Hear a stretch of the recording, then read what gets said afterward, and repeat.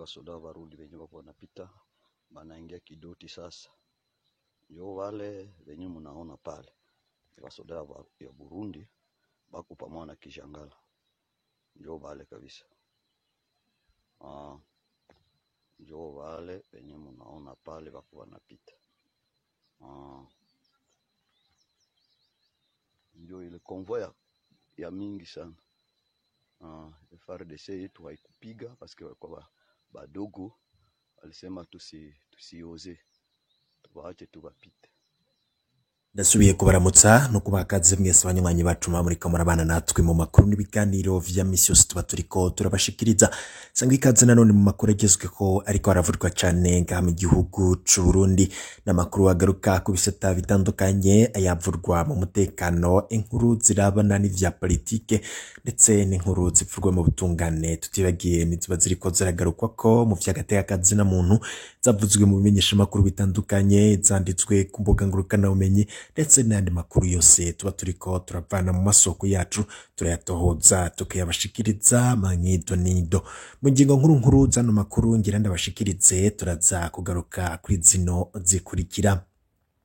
Mu gisata c'umutekano turaza kugaruka ku ngwano zikomeye cane ziriko ziraba hagati y'igisirikare c'u Burundi n'umuhari ugwanya leta ya Gitega Red Tabara muri Republika Iharanira Demokarasi ya Kongo. Ibintu vyayangaye, abasirikare bariko baricwa. Turaza kugaruka ku kuntu izo ntambara ziriko zirahitana ubuzima yoba ku ruhande rw'igisirikare c'u Burundi, ndetse tuze no kuraba ibivurwa ku ruhande rw'abagwanyi ba Red Tabara.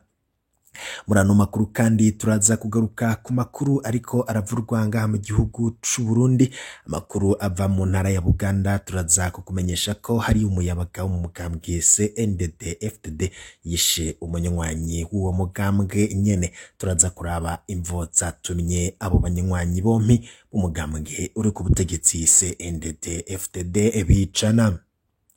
Hari n'ayandi makuru atandukanye abariko aravurwa hirya n'ino yoba hayapfutswe mu bimenyesha makuru bitandukanye. Turaza kuyakurikira. Ico tegerezwa gukora conyene no gufyonda kuri subscribe canke sabone kugira igihe dushizeko amakuru uraje uba mu bambere bashikirwa nayo. Sangwe ikaze ku banywanyi bacu muri ngaha mu gihugu c'u Burundi, kubari mu bihugu vyabanye mu bihugu bitandukanye bigize Afrika, bagiye namwe muri ku migabane y'amakungu ya kure. Turaziko mukunda makuru n'ibiganiro vyacu. Sangwe ikaze mwidoniyedo jano makuru. Ekano makuru tuyatangurire mu gisata c'umutekano. Twarababwiye ko hariko haraba ingwano zikomeye cane hagati y'umuhari Red Tabara unavyemanga ko uriko uratana mu mitwe n'abasirikare b'u Burundi bari ku butaka bwa Kongo. Twarababwiye ko kandi Red Tabara inyuma yaho itangarije yuko yishe abasirikare 10 ku ruhande rw'abasirikare b'u Burundi, ndetse hakanemangwa yuko hariko haraba intambara, bikanavurwa ko igisirikare c'u Burundi cateye ibirindiro vy'iyo muhari Red Tabara muri Republika Iharanira Intwaro Rusange ya Kongo. Ni muri Kigoma muri Republika Iharanira Intwaro Rusange ya Kongo ariko haravurwa intambara hagati y'abasirikare b'u Burundi n'abagwanyi ba Red Tabara. Intambara hagati y'abasirikare b'u Burundi n'abagwanyi b'umugwi witwaje ibirwanisho Red Tabara zikaba zaradutse kuva kuri uno w'Imana mu gitondo. Zabereye rero mu mazone yo muri teritwari y'Ubuvira mu ntara ya Kivu y'ubumanuko mu buseruko bwa Republika Iharanira Intwaro Rusange ya Kongo. None ubu rero vyifashe gute? Ingwano zoba zigeze hehe? Ese hoba hari abasirikare bariko baragwa muri izo ngwano? Ese igisirikare c'u Burundi coba hari ibirindiro vy'abagwanyi ba Red Tabara coba cafashe? Amakuru tugiye kugaruka ko, ndetse tukanaraba n'amasoko yacu muri Republika Iharanira Intwaro Rusange ya Kongo, amakuru adushikiriza kubiriko birabera muri ico gihugu. Nkuko rero twabashije kubimenya, ibice vya Kashengo, Rukuka ndetse na Nyamarongwe ni muri groupema ya Kigoma sheferi y'Abafurero biriko biberamwo intambara hagati y'abasirikare b'u Burundi n'abagwanyi b'umugwi Red Tabara ufise ibindiro muri Kivu y'ubumanuko haraheze imyaka irenga 5. kubwo abanyagihugu bo muri zone ya Rurambo abasirikare b'u Burundi bari ku birindiro muri iyo zone haraheze indwi hirenga barateye abagwanyi ba Red Tabara baciye ahitwa muri Finda. Yamenyesheje ati twaragize ibitero ku birindiro vya Red Tabara dufatikanije n'igisirikare c'u Burundi, niko amasoko menshi mu murwi witwaje ibirwanisho w'abakongomani witwa Mayimayi wabwiye abamenyesha makuru. Uwo murwi ukaba ari wo ufasha abasirikare b'abarundi ukanabacira inzira nk'uko amakuru twamenye avyemeza. Ku magenekerezo ya 24 na 25 Kigarama aheze, abanyagihugu bo mu kiyaga ca Rusizi hamwe n'abashirahamwe yigenga yemereye abamenyesha makuru ko yabonye abagabo benshi bitwaje ibirwanisho bambaye umwambaro wa gisirikare c'u Burundi batera bagana imisozi miremire y'Ibuvira. Baramenyesheje bati abo bagabo nibo bariko baragwana na Red Tabara. Twahavuye tunamenya ko ari abasirikare b'abarundi, niko amasoko atandukanye ari mu bumanuko bwa Kivu yemeza. Gusa igisirikare ca Kongo kivuga ko kitarigera cumva ayo makuru. Nayo ku rubuga rwa Twitter rwawo umugwi Red Tabara wemeza ko wishe abansi 10 kuri uno w'Imana. Amasoko yegereye igisirikare c'u Burundi yemeza ko umwe mu bagwanye ba Red Tabara yafashwe, kandi ko ngo abasirikare b'u Burundi nabo bacuditse batujije uwo mugwi twaje ibirwanisho mu birindiro vyawo biri ahitwa Rukuka. Abagwanyi bawo rero ngo bakaba baciye bahunga bagana Ikitembe ndetse na Bibangwa. Umuvugizi w'igisirikare c'u Burundi yama ahakana amakuru avuga ko hari abasirikare b'u Burundi bari ku butaka bwa Repubulika Iharanira Intwaro Rusange ya Kongo, akavyita ibihuha bikwiragizwa mu ntumbero yo gucafuza ishusho y'igisirikare c'u Burundi n'iy'igihugu.